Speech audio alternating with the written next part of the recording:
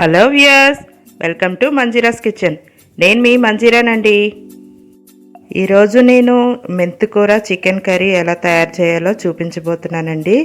ఈ మెంతికూరతో చేసిన చికెన్ చాలా చాలా టేస్ట్గా ఉంటుంది. ఎప్పుడూ చేసుకునే చికెన్ కర్రీ కన్నా చాలా డిఫరెంట్ టేస్ట్ వస్తుందండి. దీనికోసం నేను ముందుగా ఒక హాఫ్ కిలో చికెన్ తీసుకొని శుభ్రంగా కడిగి పక్కన పెట్టుకున్నాను.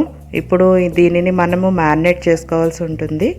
నేను ఇందులో ఒక హాఫ్ స్పూన్ పసుపు వేస్తున్నానండి.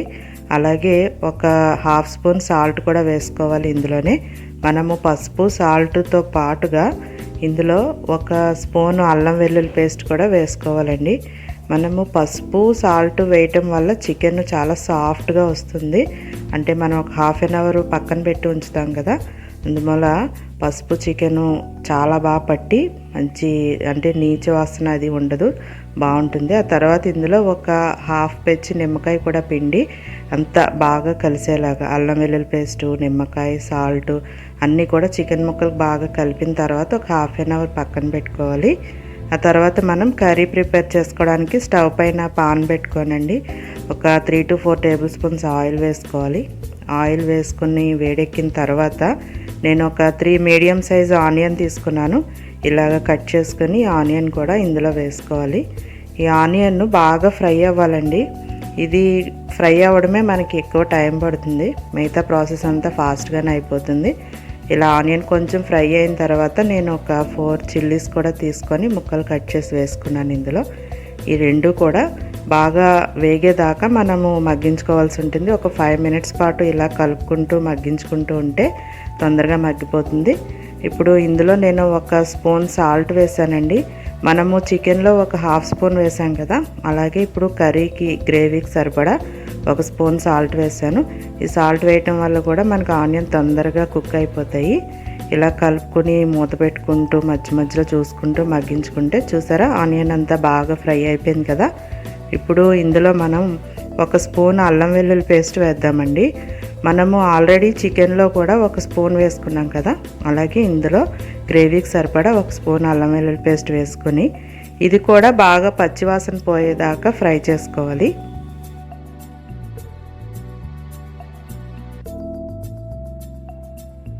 ఇప్పుడు ఈ అల్లం వెల్లుల్లి పేస్ట్ అంతా బాగా కలిసింది కదండి. ఇందులో మనము ఆల్రెడీ ఒక హాఫ్ అన్ అవర్ పాటు చికెన్ని మ్యారినేట్ చేసి పక్కన పెట్టుకున్నాం కదా, ఆ చికెన్ అంతా కూడా ఇందులో వేసేసుకొని మొత్తం బాగా కలిసేలాగా కలుపుకోవాలి. మనము చికెన్లో లెమన్ వేసాము, అలాగే అల్లం వెల్లుల్లి పేస్ట్ వేసాము, కొద్దిగా సాల్ట్ పసుపు కూడా వేసాం కదండి. ఈ చికెన్ పీసెస్ అన్నీ హాఫ్ అన్ అవర్ పాటు నానటం వల్ల చాలా సాఫ్ట్గా అయిపోతాయి, తొందరగా కుక్ అయిపోతుంది. అందుకని దీంట్లో మనం ఎక్కువ వాటర్ కూడా వేయాల్సిన అవసరం ఉండదు. ఇలా చికెన్ అంతా బాగా కలుపుకోవాలండి.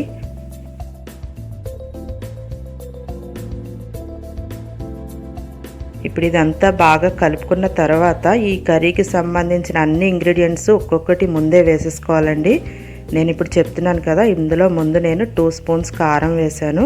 ఈ కారం వేసుకున్న తర్వాత మనము ఆల్రెడీ ఇందులో పసుపు వేసేసాం కనుక ఇంకా నేను పసుపు వేయట్లేదు. ఆ తర్వాత ఒక స్పూన్ నేను ధనియాల పొడి వేస్తున్నానండి. దీంతో పాటుగా ఒక స్పూన్ గరం మసాలా కూడా వేస్తున్నాను. మనం అన్నీ కూడా ఇప్పుడే వేసేసుకుంటాము, ఇంక తర్వాత ఏమీ వేయాల్సిన అవసరం ఉండదు.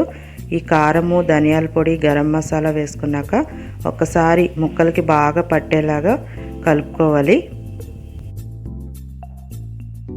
మీకు నా వీడియో నచ్చినట్లయితే లైక్ చేయండి, షేర్ చేయండి, అలాగే నా ఛానల్ని తప్పకుండా సబ్స్క్రైబ్ చేసుకోండి. అలాగే పక్కనే వచ్చే బెల్ ఐకాన్ని తప్పకుండా యాక్టివేట్ చేసుకోండి.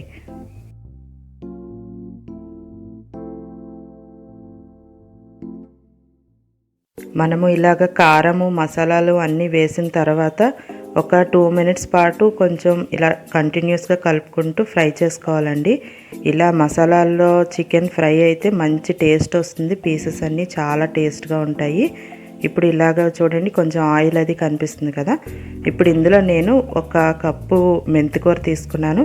దాన్ని ఇలా కట్ చేసుకొని నీట్గా కడిగి కూరలో వేసుకోవడమే. మనము ఇలా మెంతికూర అంతా కూడా ఒక బౌల్ తీసుకుంటే సరిపోతుందండి, ఎక్కువ అవసరం ఉండదు. ఇలా వేసుకున్న తర్వాత ఒకసారి అంతా కలుపుకొని నేను ఇంకా కూడా ఫ్లేవర్స్ కోసం అని చెప్పేసి కొద్దిగా ఇందులో పుదీనా అలాగే కొంచెం కరివేపాకు కూడా వేస్తున్నాను. మీకు ఇష్టమైతే వేసుకోవచ్చు, లేకపోతే లేదు. ఈ మెంతికూర వేసుకుంటాం వల్ల కర్రీకి మంచి టేస్ట్ వస్తుందండి. ఎప్పుడైనా సరే నాన్ వెజ్ కర్రీస్ ఏదో ఒక వెజిటేబుల్స్ కానీ లీఫీ వెజిటేబుల్స్తో కానీ కుక్ చేసుకుంటే మరింత టేస్ట్గా ఉంటుంది, అలాగే చాలా హెల్దీ కూడా. అందుకని నేను మెంతికూర వేశాను. మీరు ఈ మెంతికూరని ఇంకొంచెం ఎక్కువ కావాలనుకుంటే ఎక్కువ కూడా వేసుకోవచ్చు. నేను ఒక కప్పు వేశాను.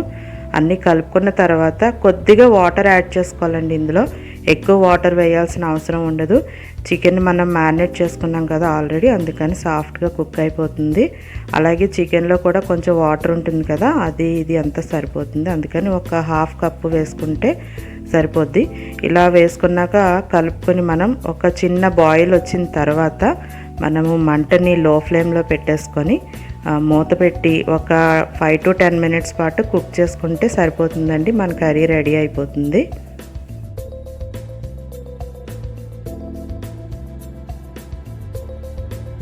ఆకుకూరలు రెగ్యులర్గా తీసుకుంటే చాలా మంచిది కదండి.